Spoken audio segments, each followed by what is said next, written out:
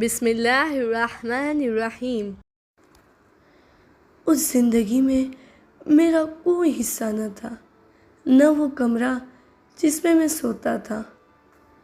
ایسے لگتا تھا کہ میں قید خانے میں ہوں اور اپنے شکنجے کرنے والے کے ساتھ زندگی گزار رہا ہوں۔ اس گھر پر میرا کوئی حق نہ تھا، چاہے تم صحیح ہو یا غلط۔ میرے حصے میں ہمیشہ صرف خاموش ہونا آتا تھا۔ خدایا، تم شاہد رہنا، تم عادل ہو، تم قاضی ہو جس کا فیصلہ ہمیشہ عدالت پر مبنی ہوتا ہے۔ مجھے اکیلا مت چھوڑنا۔ شہداء، ہم شرمندہ ہیں۔ قسط 50۔ صبح بہت جلدی اٹھ کر اس جہنم سے باہر نکلنا چاہتا تھا۔ امی کچن میں تھی۔ انہوں نے مجھے آواز لگائی، مہران۔ میں بھی زبردستی مسکرایا، سلام امی، صبح خیر۔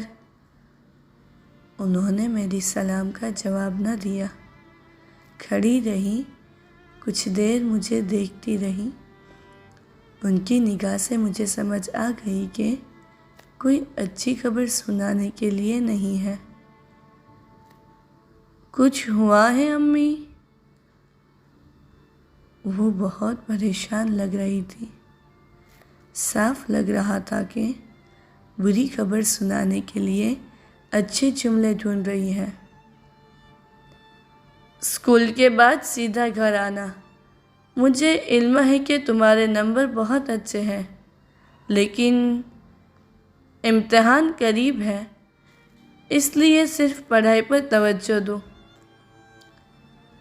اتنا کہہ کر وہ کچن میں واپس چلی گئی۔ میں ان کے پیچھے گیا۔ ابو نے کہا ہے نا کہ اب کام پر نہ جاؤں۔ امی خاموش تھی۔ امی چند موقع پر بالکل چپ ہو جاتی تھی۔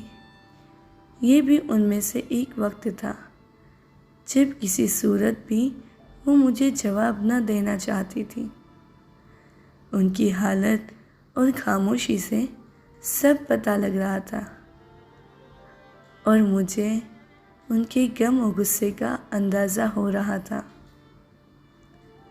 امی، کوئی مسئلہ نہیں ہے، 1.5 ماہ کے بعد امتحانات آ رہے ہیں۔ میں بھی اب کام پر نہیں جانا چاہتا۔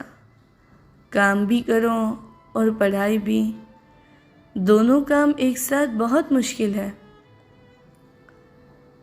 شاید میں وہ سب امی کے غم کو کم کرنے کے لیے کہہ رہا تھا، لیکن جھوٹ نہ تھا۔ میں بھی کام پر نہ جانا چاہتا تھا، لیکن صرف امتحانات کے دنوں میں۔ خیر، امتحانات بھی ختم ہو گئے۔ دل چاہ رہا تھا کہ مشہد چلے، حرم کی زیارت کر سکے، اور یہ آرزو پوری ہونے کے لیے بے تابی سے انتظار کر رہا تھا۔ اور پھر ہم نانی اماں کے گھر پہنچ گئے۔ مہمانوں کا تانتا بندھ گیا۔ پورے گھر میں بچوں کی آوازیں تھیں۔ مشکل سے اس گھر میں 15 لوگ ہی پورے آ سکتے تھے، لیکن وہ میرے لیے بہت قیمتی وقت تھا۔ اس گھر سے نانی اماں کی خوشبو آتی تھی، اور اس کے ہر قدم پر ان کی یادیں وابستہ تھیں۔ سب سے زیادہ اچھا وقت تھا کہ سعید خالہ معصومہ کے گھر چلا گیا، اور ابو ماموں محمد کے سامنے بالکل جرأت نہ کرتے کہ مجھے کچھ کہیں۔ ابو کی ماموں ابراہیم کے ساتھ زیادہ دوستی تھی، لیکن ماموں ابراہیم بھی ماموں محمد کا بہت احترام کرتے۔ خیر، سب چیزیں ملا کر مشہد اور نانی اماں کا گھر میرے لیے جنت تھا۔ رات کو ماموں محسن کے گھر دعوت تھی۔ اتنے لوگ تھے۔ پھر ایک دم ماموں محسن نے مجھے سائڈ پر کھینچا اور بولے، سچ مہران، ایک بات بتانا تو میں بھول ہی گیا۔ حرم گیا تھا، حرم کے نزدیک پوسٹر لگا ہے کہ کل ظہر کے بعد آغا علی رضا پناہیان کی تقریر ہے۔ میں خوشی اور بے یقینی کے عالم میں بولا، واقعی آپ کو یقین ہے وہ خود ہے؟ معلوم نہیں، لیکن چند بار تمہارے منہ سے ان کا ذکر سنا تھا، اسی لیے وہ پوسٹر دیکھ کر تمہاری یاد آ گئی۔ سوچا کہ تمہیں بتا دیتا ہوں، شاید تمہیں آنا ہو۔ میں خوشی کے عالم میں ان کی تقریر سننے چلا گیا۔ ان کی تقریر کا موضوع جوانوں کے لیے تھا، انسانوں اور خدا کا رابطہ۔ میں نے ان کا پورا درس لکھنے کی کوشش کی، لیکن آخرکار صرف اہم نکتے ہی لکھ سکا۔ پھر حرم میں زیارت کی اور رات کو تقریباً 8 بجے واپس آیا۔ ماموں محمد سب بچوں کو باہر گھمانے لے کر گئے تھے۔ میں نے اس فرصت سے فائدہ اٹھایا، کھانا کھائے بغیر جتنے نکات میرے ذہن میں تھے وہ بھی لکھ لیے۔ سر اٹھایا تو دیکھا کہ ماموں محسن وہاں کھڑے تھے۔ کیا لکھ رہے ہو جو اتنے مگن ہو؟ میں درس کے باقی نکات لکھ رہا تھا کہ جب تک بھول نہ جاؤ۔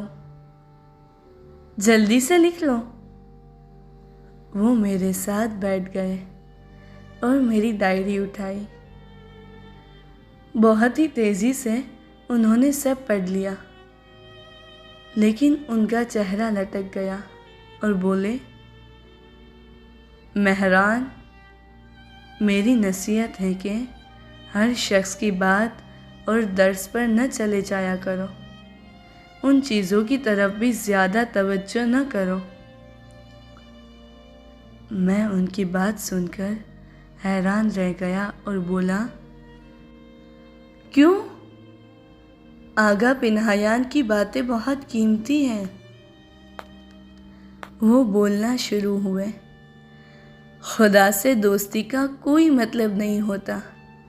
اگر اس وادی میں قدم رکھو گے تو کہیں اور سے ہی باہر نکلو گے۔